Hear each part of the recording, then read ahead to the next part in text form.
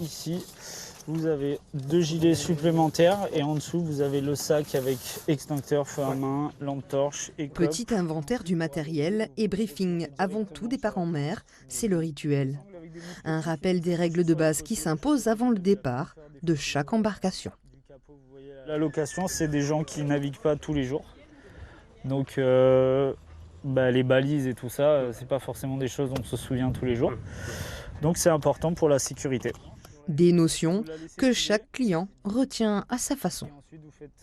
Rester assis quand on va assez vite. Comme ça, au moins, on évite de se prendre quelque chose sur la tête. Il faut éviter, par exemple, d'être trop proche au niveau des bouées, au niveau des plages. Mais des conseils qui ne sont malheureusement pas toujours respectés.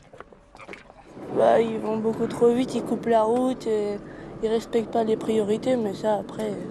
Vitesse, abus d'alcool ou consommation de substances illicites sont, comme sur la route, des facteurs aggravants en cas d'accident. Rappel des drapeaux de plongée. Quand vous avez ces drapeaux, vous passez bien 100 mètres, ça signalise que vous avez des plongeurs qui sont en dessous. Oui. Une réglementation qui reste la même de jour comme de nuit. Et la seule chose qui gêne la nuit, c'est qu'on n'y voit vraiment pas sur l'eau. C'est vraiment la nuit noire. Donc si les gens n'ont pas l'habitude, ça devient très dangereux. Moi, personnellement, je sais que les bateaux de location, je ne les laisse pas sortir la nuit. Des professionnels qui cherchent une parade au mauvais comportement.